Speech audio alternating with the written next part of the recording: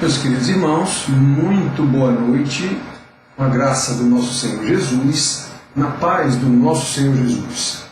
Mesmo em dias tão difíceis como nós estamos vivendo, em especial nestes dias em que temos irmãos muito doentes, muito enfermos, em UTI, que Deus tenha misericórdia de nós, que não podemos sequer visitá-los. Muito bem, mas nós estamos aqui estudando, continuamos nossos estudos e continuamos dando as aulas como nós tínhamos na igreja de forma presencial. Continuamos acompanhando todo o ensinamento junto com os irmãos, tirando dúvidas se for o caso, por telefone, por zap.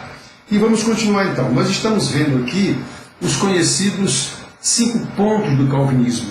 E já vimos isso logo depois de termos dado a aula sobre o plano, o pacto eterno da graça de Deus, a aliança eterna da graça de Deus. Vimos as 3 aulas e em seguida, até na sequência, vamos tocar nessas antigas doutrinas da graça, os 5 pontos do calvinismo, que assim ficaram conhecidos.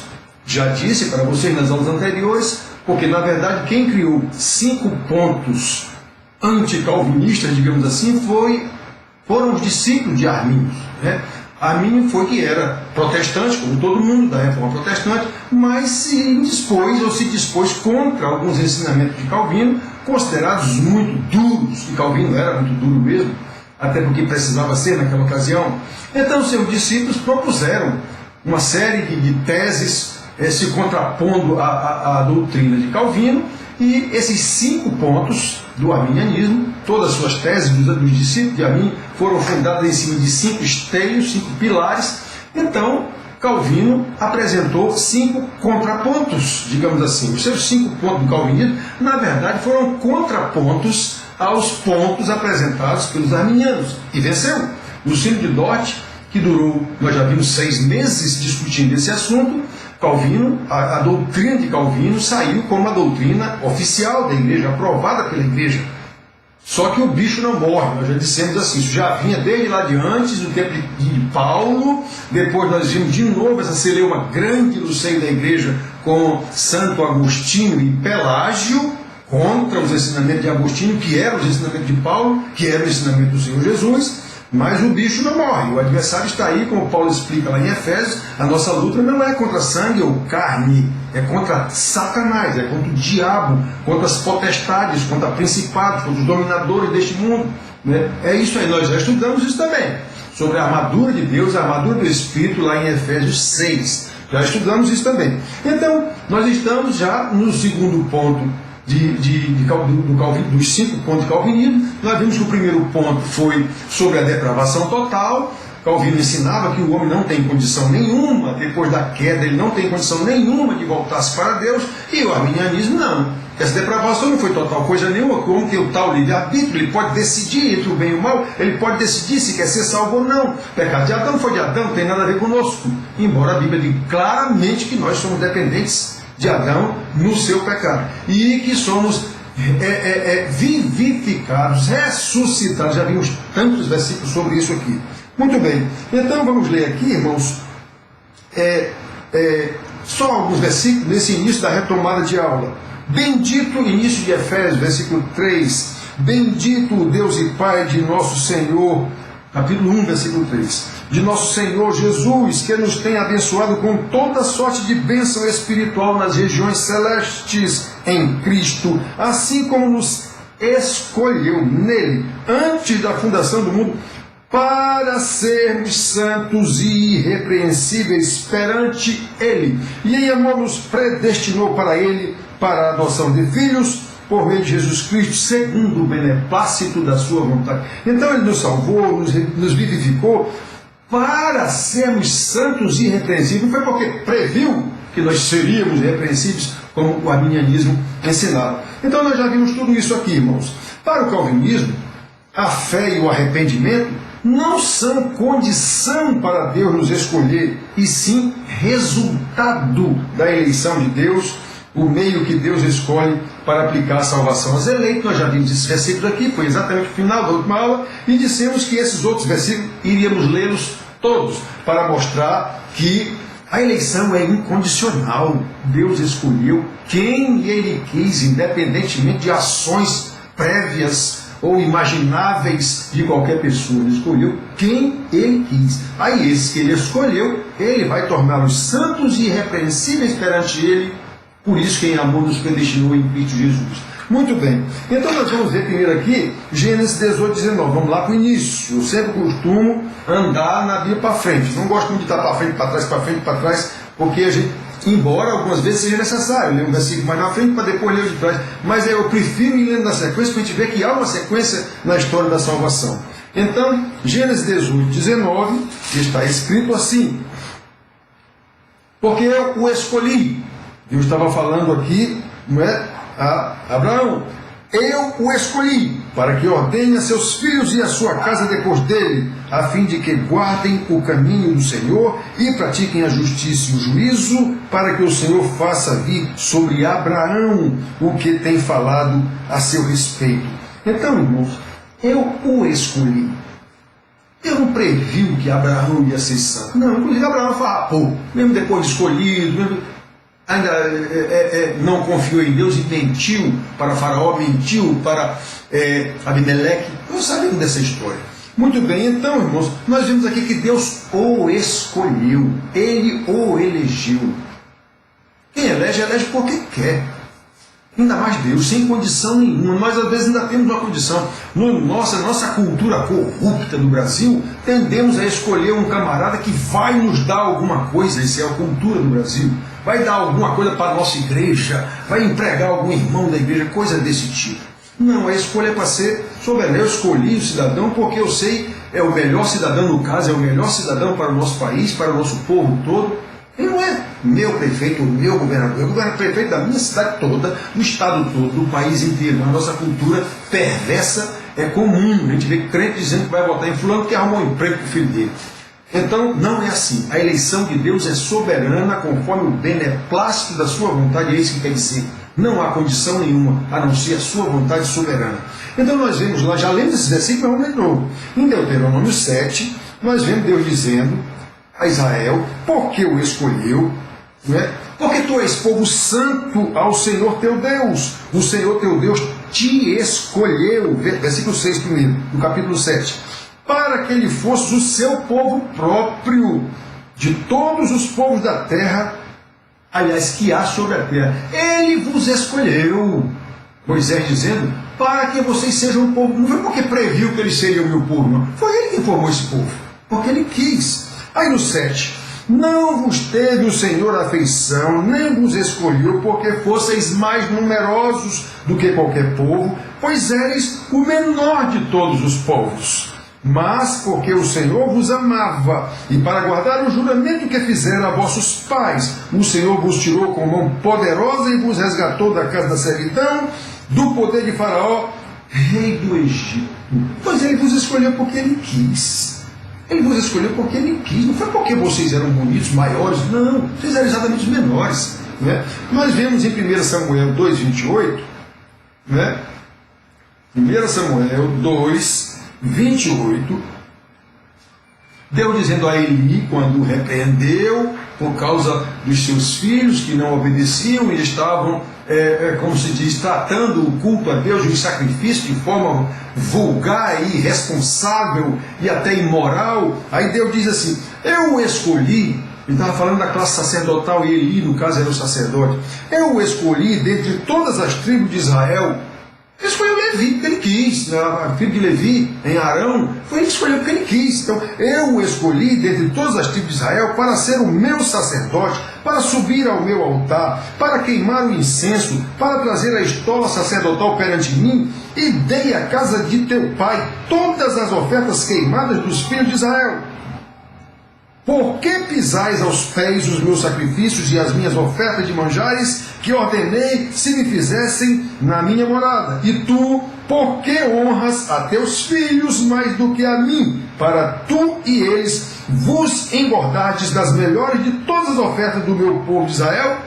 Então Deus está dizendo, pois por causa disso eu rejeito, vou matar você e seus filhos e acabar com a sua geração. Eu escolhi para você vir, eu escolhi porque eu quis. para ser o sacerdote, para oferecer as melhores ofertas, e os teus filhos estão comendo as ofertas, e você não repreende seus filhos. Eu escolhi você para ser o sacerdote. Pois bem, vou tirar. Assim é Deus. Assim é Deus. Como ele diz lá em Deuteronômio, eu firo, eu curo a ferida, eu mato, eu faço viver. Imagine se eu vou escolher ser salvo diante de um Deus desse. É Ele quem escolhe quem Ele quer. Ele é soberano. Então nós vemos em 1 Reis, na sequência, vamos andando. 1 Reis 8:33. 33. 8. Vamos ver aqui, irmãos. Primeiro livro dos Reis, aliás, é 8:16, né? E aí é eu lendo errado. 8:16 diz assim: desde o dia em que tirei Israel, o meu povo, do Egito, não escolhi cidade alguma de todas as tribos de Israel para edificar uma casa a fim de ali estabelecer o meu nome. Porém, escolhi a Davi, para chefe do meu povo de Israel. Sou eu que escolho. Eu não escolhi cidade nenhuma antes, pois agora eu escolhi Davi para ser o chefe do meu povo de Israel. Fui eu que escolhi.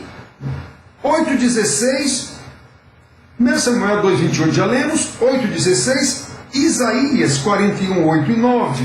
Isaías 41, 8 e 9. Isaías 48, 9. Mas tu, ó Israel, servo meu, tu, Jacó, Israel e Jacó, vocês sabem que é a mesma coisa, a quem elegi, descendente de Abraão, meu amigo. Para quem não sabe, a única pessoa a quem Deus chama de amigo na Bíblia, no Velho Testamento, é Abraão. No Novo Testamento, Jesus chama os seus discípulos, os meus amigos, se fazerem o que eu vos mando, não é? Chama de irmãos. Madalena diz aos meus irmãos que eu vou esperá-los, né, na Galileia.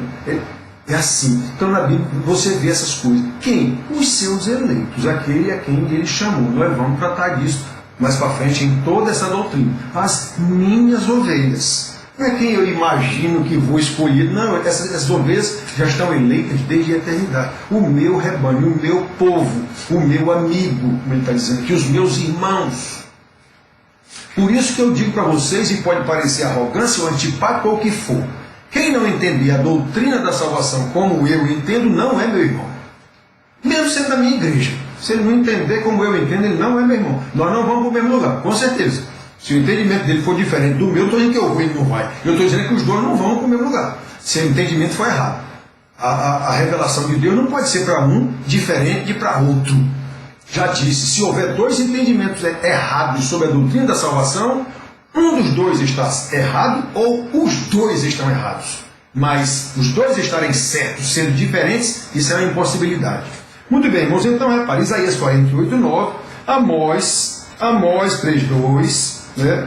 Amós 3:2, ele diz de novo, Amós, já li esse versículo aqui antes também, de todas as famílias da terra, somente a vós outros vos escolhi. Portanto, eu vos punirei por todas as vossas iniquidades.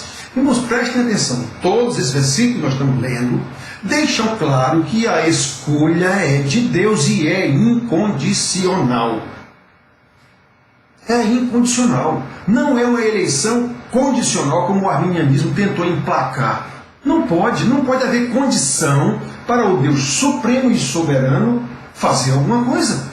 Ele faz porque ele quer, segundo o seu beneplácito, no nosso caso, que propusera em Cristo, como está escrito em Efésios capítulo 1, versículo 9. Ele faz segundo o beneplácito da sua vontade, versículo 5. Ele é todo poderoso. Não há possibilidade de Deus fazer alguma coisa por causa de alguma condição que alguém estabeleceu ou propiciou para ele. Muito pelo contrário, para nós a propiciação dele mesmo é através de Cristo, que é a propiciação tornar favorável, levar-nos de volta ao Éden, de onde Deus expulsou Adão e toda a sua progenitura depois dele. Ele expulsou. Pois é, só ele pode botar para dentro, só ele pode propiciar essa intimidade de novo. Qual é essa propiciação? Jesus. E a eleição é incondicional, ele escolhe quem ele quer. Muito bem, Marcos 13, 20 e 22, lá no Novo Testamento já, vamos dar um pulo maior. Marcos 12, deixa eu ver se eu estou certo, estou. Marcos 12, 20 e 22. O Senhor Jesus, não é? Cadê? 20, Marcos 12, deixa eu ver se está certo. Marcos 13, 20 e 22. Olha, vocês sabem que a minha visão não é lá, mas esse olho aqui já deu problema, já ficou cego, ficou bom de novo. Quer dizer, bom em termos. Muito bem, então diz assim: não tivesse o Senhor abreviado, isso é Jesus falando sobre a grande tribulação que viria sobre a terra. Aí ele diz: não tivesse o Senhor abreviado aqueles dias da tribulação, e ninguém se salvaria. Mas, por causa dos eleitos que ele escolheu, abreviou tais dias. Então Jesus está falando sobre a terrível tribulação que virá nos últimos dias, e ele está dizendo aos seus discípulos que se Deus não tivesse abreviado os dias daquela tribulação, ninguém escaparia. Mas por causa dos eleitos que ele mesmo escolheu, ele abreviou esses dias. E o 22, ele diz assim: pois surgirão falsos cristos e falsos profetas, operando sinais e prodígios para enganar, se possível, os próprios eleitos. Atenção, irmãos, essa é a única promessa da Bíblia de que pessoas vão fazer milagres, sinais e maravilhas fora os apóstolos. É a única promessa, é o Senhor Jesus dizendo, é a única profecia. É o Senhor Jesus dizendo que os falsos profetas, os falsos cristos, os falsos apóstolos, esses farão maravilhas, prodígios, sinais, para enganar, se possível, os eleitos. Essa palavra é uma palavra retórica, que quer dizer, os eleitos não serão enganados. Atenção, meus filhos, isso é uma palavra aqui que parece normal, digamos assim, mas não é assim tão normal.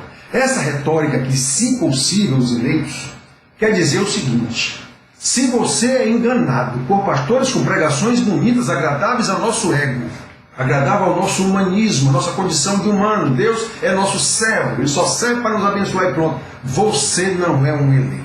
É isso que está dizendo isso aqui. Então, quem foi enganado por falsos pastores, por falsas pregações, não é um eleito. É isso que Jesus está dizendo aqui.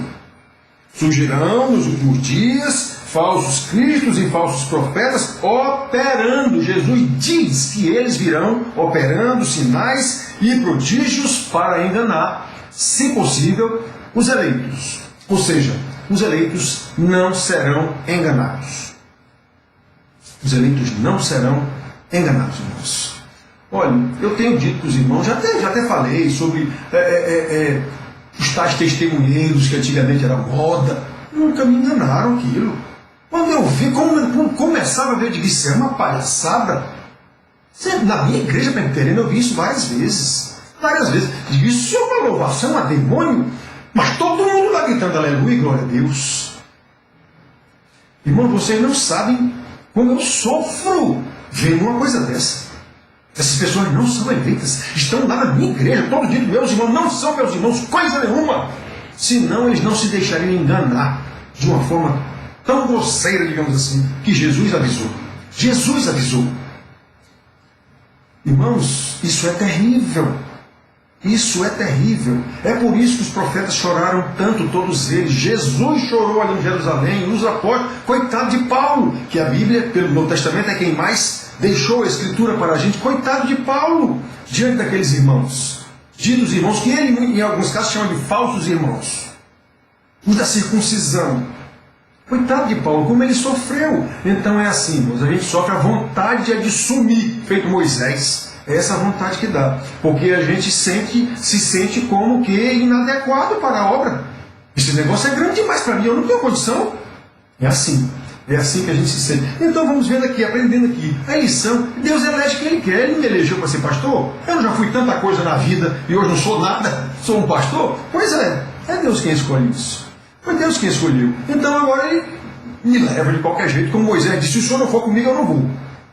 Se o Senhor não for comigo, eu não vou. Me mostra o caminho e vá comigo na frente, senão eu não vou. Eu não tenho condição de ir. É assim, é Ele quem elege, irmãos. É Ele quem elege. Quem eram as pessoas que Ele escolheu? Nós só conhecemos Moisés, que era capacitado, porque foi formado como um príncipe, tinha uma capacidade intelectual e um conhecimento muito bom, digamos assim. E conhecemos Paulo, no Novo Testamento, um apóstolo que era preparado em toda a lei. Todos os outros que Deus chamou, em alguns casos, Isaías era da nobreza, Daniel e os meninos eram da nobreza, mas nos outros casos nós vemos que não.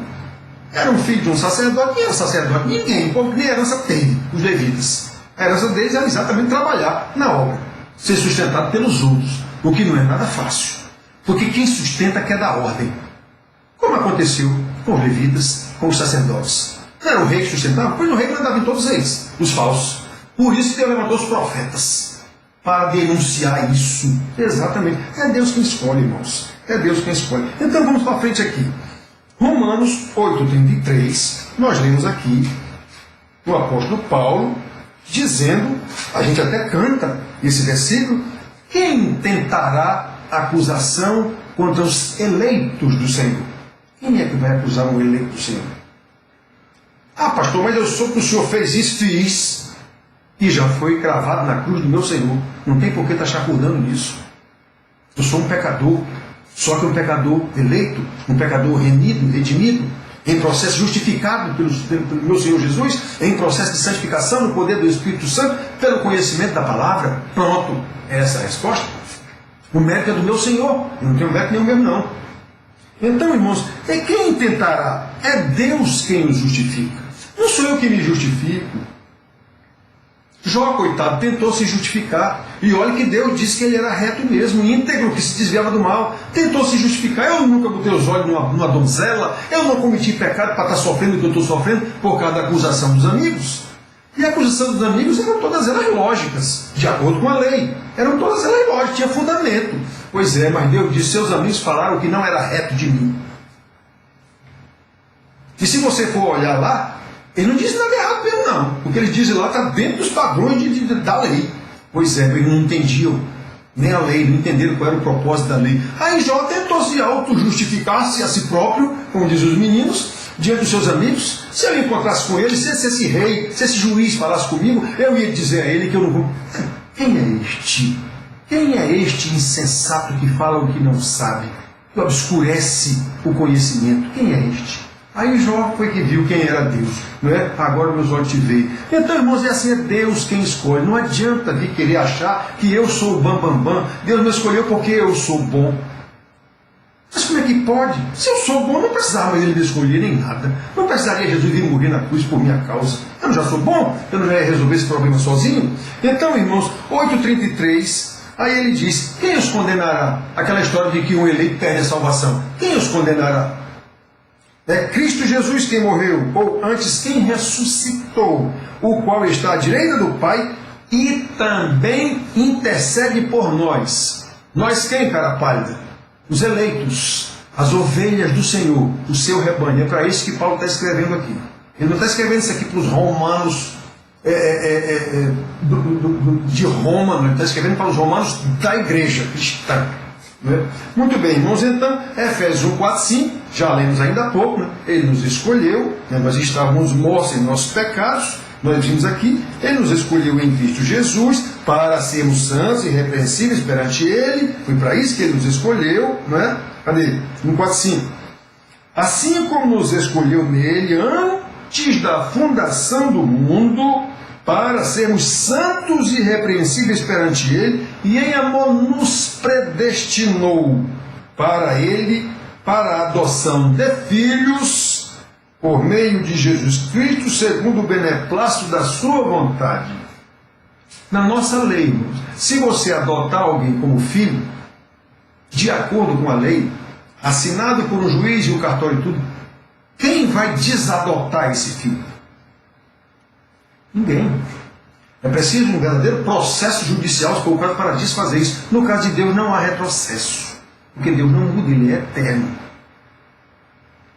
Como Ele faz o que fez com Eli, eu escolhi você para a retidão. Você não foi reto aí, então sai daí. Aquilo tinha um propósito em levar para Cristo. Aquilo tinha um propósito. É diferente da salvação, quando eles chamam para salvação, cadê que Davi se perdeu, por exemplo? Fez o que fez. Davi trabalhou várias vezes como um mau caráter, pagou. A espada jamais se afastará da tua casa. O que tu fizeste escondido, teu filho fará às claras. E fez mesmo, né? A traição dele com o seu soldado, né? O filho fez com as concubinas dele no meio-dia, todo mundo vendo.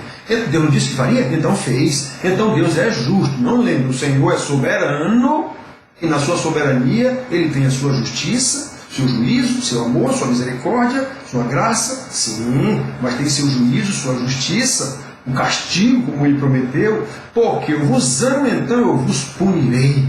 Como nós vimos agora em Amós. Muito bem, irmãos, então não é de espantar isso não. Colossenses 3,12, que é uma carta gêmea dessa de Efésios, Colossenses 3,12, ele diz assim: revesti-vos, pois, como eleitos de Deus. Mas não lembra agora aqui que Ele nos elegeu para sermos santos e irrepreensíveis perante Ele, e em amor nos predestinou em Cristo Jesus? Pois é, a carta gêmea está dizendo a mesma coisa aqui. Revesti-vos, pois, como eleitos de Deus, santos e amados, de ternos afetos, de misericórdia, de bondade, de humildade, de mansidão, de longanimidade.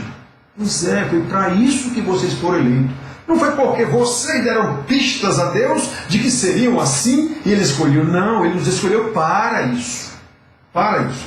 E a eleição é incondicional. Não foi porque, foi para. Muito bem. Então nós vemos aqui 2 Tessalonicenses 2, 13, 14, andando para frente. 2 Tessalonicenses 2, 13, 14. Entretanto, devemos sempre dar graças a Deus por vós, irmãos amados pelo Senhor, por isso que Deus vos escolheu desde o princípio para a salvação, para a santificação do Espírito e fé na verdade, para o que também vos chamou, mediante o nosso Evangelho, para alcançar a glória do nosso Senhor Jesus Cristo. Ele não chamou por quê? Ele chamou para. Ele não chamou porque previu, como os arminianos querem, ainda afirmam, mesmo tendo sido derrotados eternamente na história da igreja, mas continua. Ele não nos escolheu por quê? Ele nos escolheu para. O poder é dele, a eleição é dele, é incondicional. A santificação, a justificação é dele, é incondicional, está consumado. Bem que tentaram impedir de toda forma que Jesus fosse à cruz. Até o seu executor tentou, meu amigo, você não sabe que eu tenho o poder para lhe tirar daqui? Não responde o que eu estou te perguntando? Jesus disse, homem, faça o que você tem que fazer aí. Você está aí porque meu pai botou aí para isso mesmo. Numa linguagem bem comum. Você está aí para isso mesmo. Por isso que Pedro, lá na sua oração, deu glória a Deus e deu graças a Deus, porque fizeram com o teu santo o que tu pré-ordenaste. Com os pilatos e as autoridades, o que tu pré-ordenaste. Muito bem, irmãos, então olhem só. É assim, irmão, Ele nos escolheu para. Ele nos justificou para a santificação. E agora Ele vai nos santificar no poder do Espírito Santo. Como é que se dá isso? Pelo estudo, obrigatoriamente, pelo estudo da palavra, para que, à medida que crescemos no conhecimento de Deus, o conhecimento teórico e a prática vai nos fazer cada vez mais íntimos de Deus. Viver em amor, como Jesus disse, amai-vos uns aos outros como eu vos amei. Não pode ser diferente disso, meus irmãos. Ir para a igreja todo domingo e fazer uma festa, isso não vale nada. Qualquer religião tem as suas festividades culticas, como eles chamam. Tem os seus ritos religiosos. Até o satanismo. Qualquer religião tem os seus ritos religiosos. E nenhuma é diferente da outra em nada. O cristianismo não é bem uma religião, é a revelação do nosso Senhor ao seu povo eleito. Então nós entendemos isso e crescemos no conhecimento do Senhor a cada dia. Não pode ser diferente disso a vida de um eleito. Aí ele não será enganado por uma pregação bonita. Aí ele não será enganado por falsos profetas, falsos pastores, falsos cristos. Por quê? Porque ele conhece a palavra. Ele conhece a palavra. Quando quer dizer alguma coisa, peraí, esse negócio aí não está certo, não. Isso aí não está de acordo com a palavra de Deus, não. Irmãos, a salvação é um milagre comum, todo. É isso que Calvino ensina aqui, que venceu lá o sujeito que estava mostrando que a salvação depende de mim, em alguns aspectos depende de mim, não depende de nada. A santificação depende do meu agir, mas esse agir é no poder do Espírito Santo. Como Jesus disse, sem mim nada podeis fazer. João 15,5. Vocês vão fazer, mas o poder é meu. Então, irmãos, é assim, o crente sabe disso. Eu não tenho que fazer nada a não ser crente e demonstrar a salvação do Senhor em mim, conforme Ele orientou, conforme Ele mandou, aliás. Não orientou, Ele mandou. É só isso que eu tenho que fazer. Aí Deus vai nos fortalecer nesse processo. Vai nos fazer enfrentar reis ou o que for, como os pobres apóstolos, pescadores simples, enfrentaram. Como Paulo, um judeu, mas como tinha cidadania romana, foi bater em Nero, o rei do mundo na época lá. Foi bater lá, eu quero ir bater lá no Supremo Concílio desse negócio. Ele tinha direito, foi. Pois é Deus. E aí ele pregou lá, inclusive. Como é que um outro apóstolo, Pedro, João, qualquer um, ia pregar lá no Palácio de Nero, lá para o pessoal de Nero, lá em Roma? Nunca. Ele não ia nunca chegar lá. Muito bem, Deus providenciou para ele. Muito bem. Eu tenho lembrado a vocês, quando Paulo escreve os Romanos, ele nunca tinha ido lá. E em certo versículo ele diz: bem sei que quando for ter convosco, irei na plenitude da graça de Cristo. Ele nunca tinha ido lá. Ele estava escrevendo aos irmãos, doutrinando os irmãos e pedindo que os irmãos o recebessem e o encaminhassem para a Espanha. Era essa a ideia dele, em passar para frente. E bater lá na ponta, lá, Portugal, Espanha, Inglaterra, lá na ponta da Europa. Era esse o intento dele. Aí disse, nunca fui não, já até quis ir, mas fui impedido. Mas quando eu for, por que eu fui impedido? Porque a minha missão é pregar onde ninguém nunca pregou, vocês já são até uma igreja aí, então não tem o que fazer aí. Foi esse o impedimento. E ele diz, lá na frente, aí, quando ele diz àqueles irmãos, eu quero que vocês me mandem para lá. Era essa a intenção dele pregar, a carta dele àqueles irmãos. Era essa a intenção dele. Né? E ele diz todas essas coisas àqueles irmãos. Não interessa se o camarada... Aquilo não foi quando ele escreveu, não foi para os romanos como um todo. Aí ele diz, quando eu for ter convosco, ele diz, eu sei que irei na plenitude da graça de Cristo. Pois é, o homem quando foi lá, foi preso, acorrentado para morrer. Foi ou não foi na plenitude da glória e da graça de Cristo? Foi.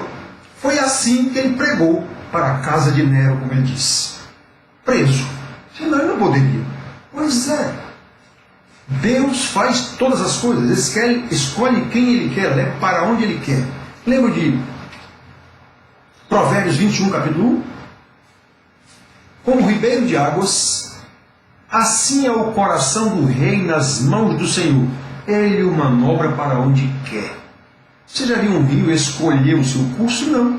É Deus quem dá aquele curso. Às vezes o rio faz cada coisa. Eu sou da Amazônia e morei no Amazonas, inclusive. Eu vi cada coisa. Eu vi o mesmo rio cruzando a estrada 2 vezes. Ele passa assim, dá uma volta lá no céu, mais na frente de alguns segundos ele volta e atravessa de novo a estrada. Quer dizer, 2 pontes do mesmo rio. Então, eu vi isso. É Deus quem dá, não é o homem. Quando o homem muda o curso de um rio, todo mundo sabe as consequências que tem depois. Né? Ele até muda, fazer uma estrada, e as consequências vêm depois. Né? Na mudança do ambiente. Muito bem, irmãos, então nós vemos tudo isso aqui. 1 Timóteo 5, 21, o Senhor dizendo pelo seu servo, de novo, conjuro-te perante Deus e Cristo Jesus e os anjos eleitos. Até os anjos. Não caiu um bocado com Satanás? Sim, mas os eleitos nenhum caiu.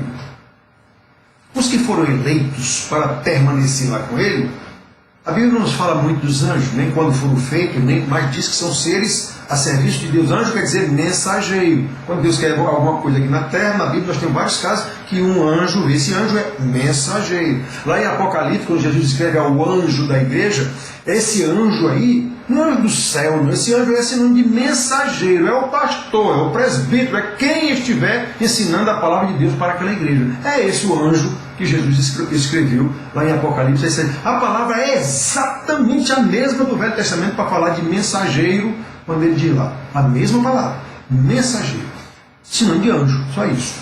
Então, irmãos, os anjos eleitos. Então eu te conjuro, Timóteo, para que, perante Deus e Cristo e os anjos eleitos, naquela época ainda existia a cultura de que os anjos estavam na igreja ministrando e tal. Hoje não tem mais isso, a não ser na cabeça de místicos. Mas e os anjos eleitos, né? Ali, Efésios 5, 21.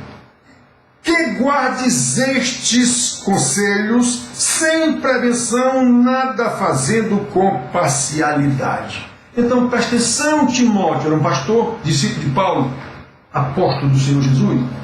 Presta atenção, eu te conjuro. Esse te conjuro quer dizer, ainda que você tenha que morrer. Ainda que você tenha que morrer por isso. Não relaxe. Eu te conjuro diante de Deus, de Cristo e dos anjos eleitos que estão vigiando o que a gente está fazendo aí. É isso que ele está querendo dizer. Que guardes estes conselhos sem prevenção, nada fazendo com parcialidade. Até os anjos foram eleitos. E os que caíram não há qualquer provisão para a salvação deles. Os anjos caídos já estão condenados. Assim como Paulo diz, Pedro diz, Jesus diz, Judas diz que esses pregadores mirabolantes, espetaculosos que enganam o povo, há muito foram pré-ordenados para a perdição. Jesus fala que são os falsos mestres, como ele diz lá aos fariseus na época dele, vocês são filhos do diabo que é vosso pai, por isso que vocês não entendem o que eu digo. Paulo diz, ainda que seja um anjo descido do céu, ainda seja um mensageiro descido do céu, seja anátema, maldito, se ele vier, maldição, se ele vier ensinar alguma coisa diferente do que eu estou ensinando. É isso que Paulo está dizendo, ele e os outros apóstolos. Pedro diz, há muito foram preordenados à perdição. Judas diz também, Pedro também diz, olha, se Deus não poupou os anjos que caíram, imagine os pregadores que estão pregando errado. É isso que ele está dizendo. João chama esses pregadores errados de anticristo várias vezes. Chama de anticristo na sua primeira e segunda carta várias vezes. Então, irmãos, é muito triste quando a gente vê um pregador pregando errado e as pessoas achando aquilo lindo. É muito triste. Muito triste. Nós vamos ver isso aqui. Então, isso é sinal de que essas pessoas não são eleitas. É terrível e maravilhoso assim o poder de Deus. Muito bem, então nós vemos aqui em Tito 1, no início da sua carta logo, para o servo de Deus, o apóstolo de Jesus Cristo, para promover a fé que é dos eleitos de Deus. Só os eleitos de Deus recebem essa fé. Ele não tem fé e por isso são eleitos, como o arminianismo prega. Você primeiro tem que exercer fé e arrependimento, aí Deus o elege. É isso que eles ensinam. Não existe isso. Salvos mediante a fé, isso não vem de vós. Pela graça sois salvos, Efésios 2,8. Pela graça sois salvos mediante a fé, e isso não vem de vós, é dom de Deus. Tanto a graça de Deus, como a salvação de Deus, como a fé para a salvação, tudo vem de Deus. Não de obras para que ninguém se glorie. Meu Deus, qual é a dificuldade de entender isso?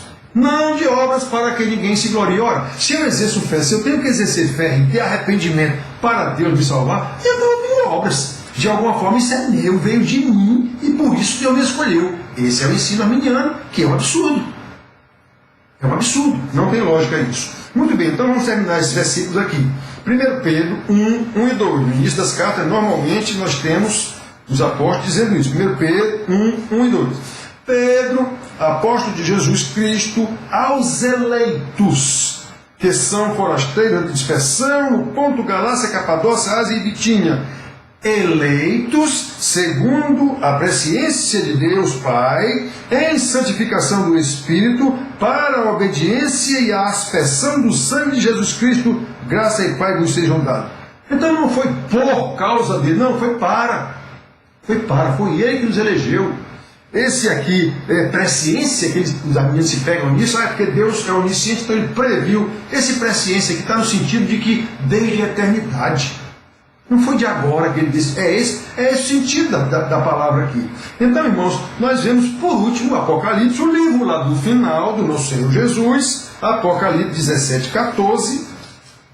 Para a gente terminar essa aula, ele diz assim: pelejarão contra o Cordeiro, e o Cordeiro os vencerá, os inimigos, aqueles do lado de Satanás, pois é o Senhor dos senhores e o Rei dos reis. Vencerão também os chamados eleitos e fiéis que se acham com ele. Essa é a mensagem do Apocalipse. Esse é o tema do Apocalipse: a vitória do Cordeiro e dos seus eleitos e da sua igreja. Toda essa confusão de Apocalipse quer dizer profecia não compreendida. É isso que quer dizer. Ou de difícil, não entendemos ainda. É isso que quer dizer Apocalipse, que as pessoas pensam que Apocalipse é sinônimo de tragédia. Não. No Apocalipse, Jesus previu esse bando de tragédia, mas Apocalipse é a revelação, é a profecia. Apocalipse quer dizer profecia não compreendida ainda, não revelada ainda. Pois é, Jesus já está dizendo aqui na profecia que, embora tudo seja dragão de 7 cabeças, 7 chifres, eu não quero nem saber o que é isso. O dia que ele aparecer, se eu estiver vivo, eu vou saber e vou resistir firme na fé.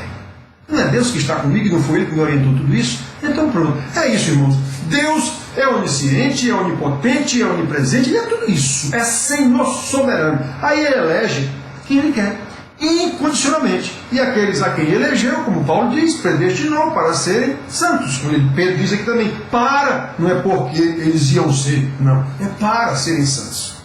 Aí aqueles a quem predestinou também chamou, invariavelmente por uma pregação. Aos que chamou também justificou, invariavelmente pelo sacrifício de Cristo na cruz do Calvário. E aqueles a quem justificou, invariavelmente glorificou. Paulo diz, entre o justificou e o glorificou, tem o santificou, que era o que ele estava fazendo com os irmãos, ensinando os irmãos a viverem em santidade de vida. Então, irmão, vamos parando aqui. Nesta aula, eu disse que nós iríamos ler todos esses versículos, e lemos, explicando um pouco sobre cada um deles. Cada um versículo desse aqui dá uma pregação de 1 hora, mas não é isso, cara. Nós estamos só mostrando para vocês. Não há outra interpretação desses versículos. E ainda que haja outros versículos que de alguma forma dê a entender que é você que escolhe, ele está num contexto em que é lançada sobre você a responsabilidade. Para depois você não dizer, não me chamaram, eu não fui avisado. O homem rico foi avisado. Vai, vem tudo que tens, vem segue. Jesus já sabia que ele não viria, mas foi dito a ele o que ele tinha que fazer. Vá, venda tudo que você tem. O homem ficou triste, diz lá que ele ficou triste, porque ele tinha muitas posses. E também está dito lá que Jesus o amou. Pois é, não o amou para a salvação. O amou porque ele ama todas as suas criaturas. Deus ama o diabo, seus demônios, ele ama todas as suas criaturas. Agora, o amor salvífico, o amor para viver lá na sua glória eternamente com ele, é para os seus eleitos, e ele diz isso o tempo todo. Muito bem, que Deus nos abençoe, meus irmãos, no entendimento da sua palavra, para que a gente possa crescer cada vez mais no conhecimento do Senhor, como Paulo ora nas suas orações, João, Pedro, todos eles, para que cresçam no conhecimento do Senhor. Exatamente como Paulo diz aos Efésios, eu acho que é 4:12, por ali assim, para não se deixarem levar por todo o vento de doutrina, por toda a pregação bonita. Ai, que pregação linda. Olha, os irmãos ligam para mim, pastor, eu vi uma pregação ontem do pastor tal, pastor nosso, inclusive.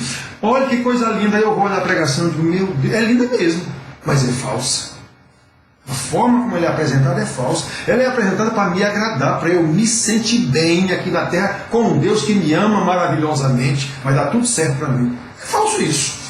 É simples assim. Então, irmãos, que nós possamos aprender mais e mais do nosso Senhor, para até compreender os seus ensinamentos e ver como é que a gente aplica isso. Sempre na perspectiva de Deus, sabendo que nós fomos predestinados, eleitos, predestinados, chamados, justificados, adotados, santificados, tudo para louvor da sua glória.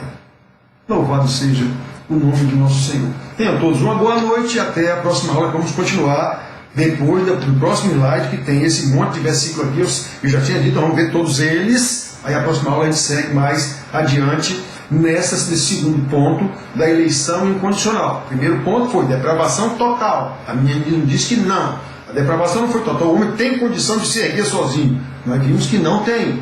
A Bíblia diz isso. Agora, a eleição condicional, dos arminianos. Deus elege aqueles que ele prevê que vão elegê-lo. Não. O ensinamento do tipo ponto Calvino é que a eleição é incondicional. Deus elege quem Ele quer para levá-lo a Ele. É assim. Tá? Continuaremos aqui na próxima aula. Deus abençoe e tenha uma boa noite. Amém.